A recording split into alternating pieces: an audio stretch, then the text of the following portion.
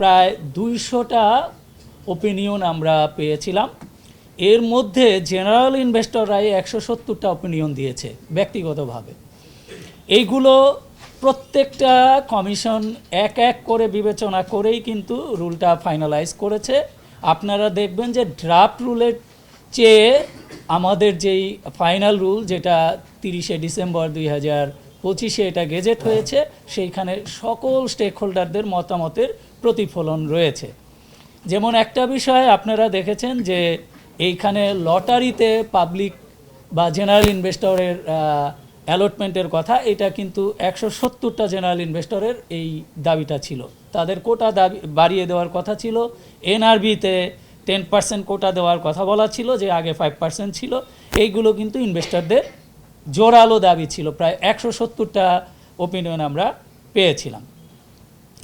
ডিসকাউন্টের ক্ষেত্রে আপনাদের মাধ্যমে আমি আরেকটা কথা বলে দিতে চাই যে ডিসকাউন্ট যেটা, সেইটা কিন্তু কোম্পানি অফার করতে পারবে, কিন্তু এই ক্ষেত্রে কোম্পানি আইনের কিছু কমপ্লায়েন্স রয়েছে, সেটা করে আসতে হবে। ডিসকাউন্টে কিন্তু একদম ওপেন না। ডিসকাউন্ট করতে গেলে কিন্তু কোড বা কিছু রেস্ট্রিকশন রয়েছে, সেই অনুমোদন নিয়ে কিন্তু ডিসকাউন্টে আসতে হবে।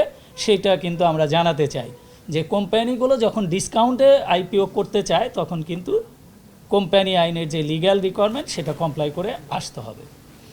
আর কবির যথার্থই বলেছেন, আমরা প্রত্যেকটা স্টেক হোল্ডার এই আইপিওর সাথে জড়িত যারা, তার মানে এইখানে main part auditor, issue manager, underwriter এবং ইস্যুয়ার তো নিজে রয়েছেই।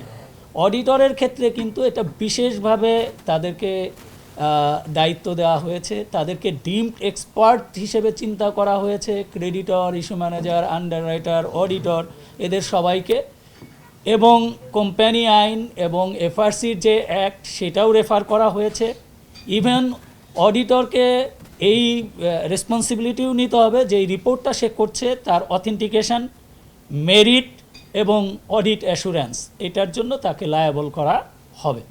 আর ইস্যু ম্যানেজার এই যে ডিসক্লোজার যেগুলো দিচ্ছে, আইনগতভাবে হয়েছে কিনা, আইপিওতে আসার আগ পর্যন্ত প্রি আইপিও যত অ্যাক্টিভিটিস, এইগুলো সে চেক ব্যাক করে ডিউ ডিলিজেন্স করবেন, এর জন্য উনি দায়বদ্ধ থাকবেন।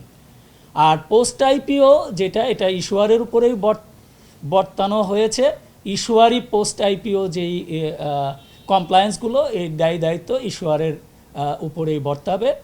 ইভেন পোস্ট আইপিও যেই আইপিও ফান্ড যেটা ইউটিলাইজেশন, সেটাও ইস্যুয়ারের উপরেই বর্তাবে। এবং এটা অডিটেড, কোনো অডিটরকে দিয়ে অডিট করে এই ধরনের রিপোর্ট প্রতি 3 মাস অন্তর অন্তর দিতে হবে। আর একটা জায়গা হয়েছে যে 120 দিনের পুরাতন ফাইন্যান্সিয়াল স্টেটমেন্ট দিয়েই কিন্তু অ্যাপ্লিকেশন করতে পারছে, যেটা আমাদের প্রস্তাব ছিল কতদিন, 90 দিন। এইটা স্টেক হোল্ডারদের, ইস্যুয়ারদের দাবির প্রেক্ষিতে এটা আগের মতোই 120 দিন রয়েছে। আবার আরেকটা বিষয় রয়েছে, যখন প্রসপেক্টাস পাবলিকেশন হয়, সেইখানে আবার 180 দিনের বেশি পুরাতন ফাইন্যান্সিয়াল স্টেটমেন্ট ইনক্লুড করা যায় না। তো এই যে 60 দিন সময়, এর মধ্যে যদি কোনো কারণে এটাকে অ্যাপ্রুভাল করা গেল না, সেইখানেও কিন্তু রিল্যাক্সেশন দেওয়া হয়েছে, যে ভ্যালুয়েশন, বিডিং, আপনার road show, indicative price, everything হবে অ্যানুয়াল অডিটেড ফিনান্সিয়াল স্টেটমেন্ট, যেটা 120 দিনের মধ্যে করেছে সেইটার ভিত্তিতে। কিন্তু এরপরে যদি কিছু দিন পার হয়ে যায়, 180 দিনের মধ্যে করা যাচ্ছে না, তখন কিন্তু তাকে বলা হয়েছে যে তুমি লেটেস্ট যেই ফাইন্যান্সিয়াল স্টেটমেন্ট, যেই ইয়ার এন্ড থেকে তো আরও তো তোমার 6 মাস পার হয়ে গেল, তাহলে তোমার সেই হাফ ইয়ারলি ফিনান্সিয়াল স্টেটমেন্ট তুমি একটা অডিটর্স রিভিউ, যেটা আমরা স্ট্যান্ডার্ডও বলে দিয়েছি, ISAE 3400, সেই রিভিউ করেও কিন্তু এইটা ইনকর্পোরেট করতে হবে প্রসপেক্টাসের সাথে। কারণ এখানে লেটেস্ট ফিনান্সিয়াল স্টেটমেন্টটাও থাকতে হবে ফর ইনভেস্টমেন্ট ডিসিশন।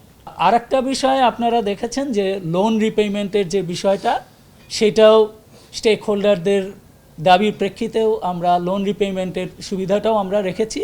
তবে এখানে কিন্তু 2টা কন্ডিশন দিয়ে দেওয়া হয়েছে, যে যেই লোন রিপেমেন্টটা হবে, এটা অবশ্যই কোম্পানিতে ইউজ হতে হবে কোনো প্রজেক্টে অথবা বিএমআরই পারপাসে, প্রপারলি ইউজড অর্থাৎ এখন আপনি টাকা নিয়েছেন, অন্য জায়গায় ব্যবহার করেছেন অথবা করেন নাই, এটা অন্য জায়গায় চলে গিয়েছে, এই ধরনের ক্ষেত্রে স্মল সেভিং যেটা আমাদের রিটেল ইনভেস্টরদের কাছ থেকে এসছে সেইটা আমরা ওই জায়গায় ফেরত দিতে দেব না। এইটা হবে কোম্পানির প্রজেক্টে, কোম্পানির এক্সপ্যানশনে এটা ব্যয় হতে হবে সেই শর্তে।